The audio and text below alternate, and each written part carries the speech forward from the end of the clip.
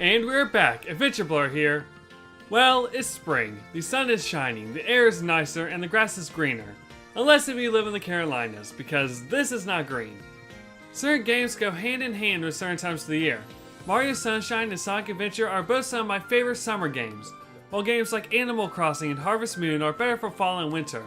Each time of year somehow makes this series more fun to play, and it couldn't be more true for the Pikmin series. This is an underrated series I just can't help but play during spring weather.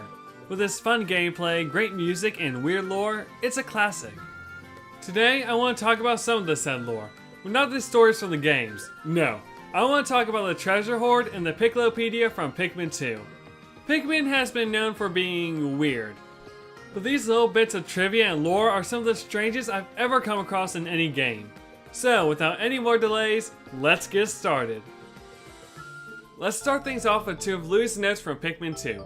If you don't remember, Louie's notes are all about the taste of different enemies in the game. Why the taste? Because he eats them! Yeah, it's weird, but it's Pikmin, so it's not all that surprising.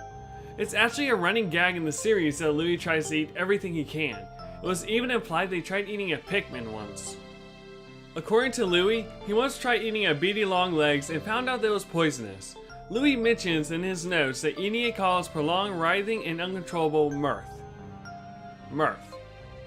So eating the spider boss caused him to laugh uncontrollably.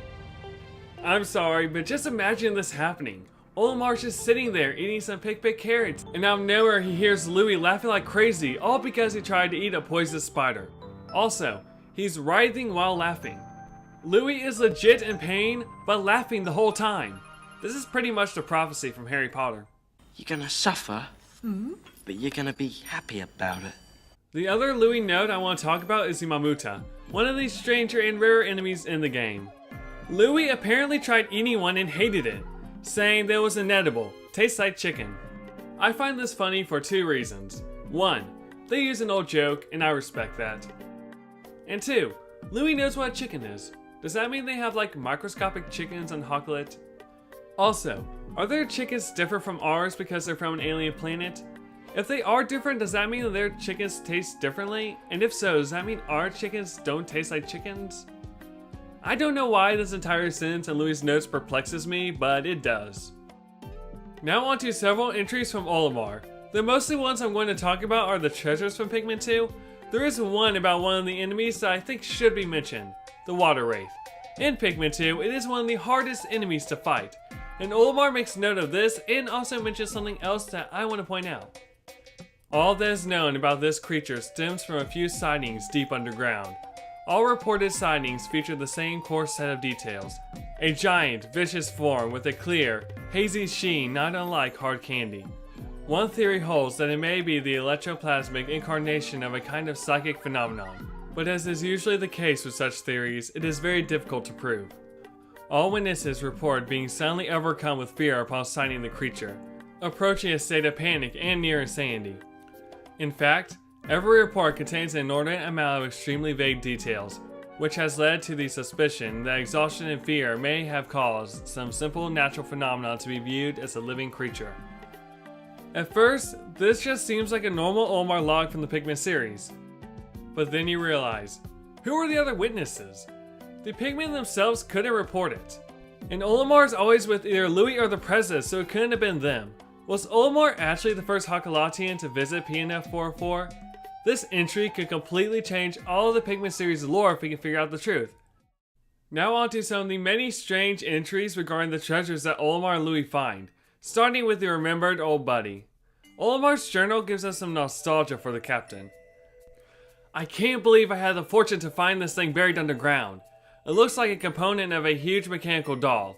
It looks just like a part from a robot in a cartoon I used to watch as a kid. How nostalgic. The futuristic machine makes me feel like I've traveled back in time. What I love about this one is just how self-aware it is. In the mid-80s, video games weren't selling and Nintendo had trouble getting companies to stock the NES. So, seeing the rising popularity of robots in pop culture, they made a small robot toy and bundled it with the NES and made it their Trojan horse.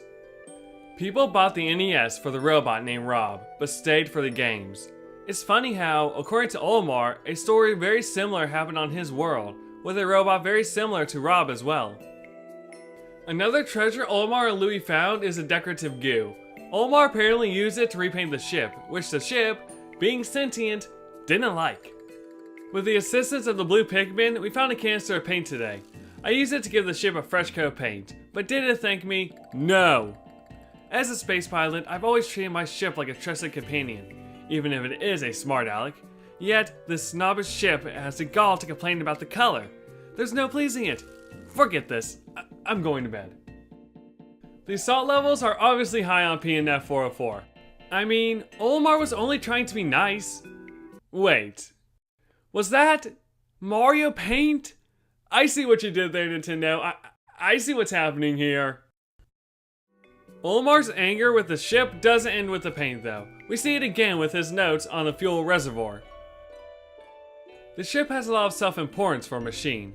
Apparently machines can exhibit human characteristics after all. Perhaps they even have a soul. If this is true, then maybe you can work them into the ground until their spirit is broken and they stop giving you the lip. Oh no, I'm turning into the president. Olimar is secretly a rage monster. Confirmed. I also want to point out that Olimar knows what a human is, and with Louie knowing what a chicken is and the mention of the other sightings earlier, I think something needs to be explained by Nintendo. Now, there is a theory with a lot of evidence that suggests that the planet from Pikmin is a post-apocalyptic Earth. But if so, how does Olimar and Louie know about some of the inhabitants from before the apocalypse? Did Olimar and Louie know PNF 404's history by hearing from other explorers? But then why was the planet uncharted until Olimar crashed there? Things in the Pikmin series can get really confusing really fast. So I'm just going to stick with my completely outrageous and with little evidence headcanon that Animal Crossing and Pikmin take place on the same planet. Problem solved! Speaking of apocalypses, another treasure gives us the story of how Olimar first got mad at the ship. There are many things I've encountered on this planet that defy explanation.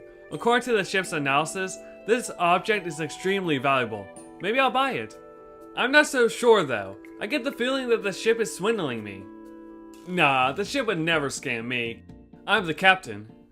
You can think nothing of this entry outside the fact that Olimar got scammed by a ship, but if you think about it, you'll come to realize that Olimar is buying Fallout currency. Pikmin did the ball cap money first, guys. Pikmin did it first.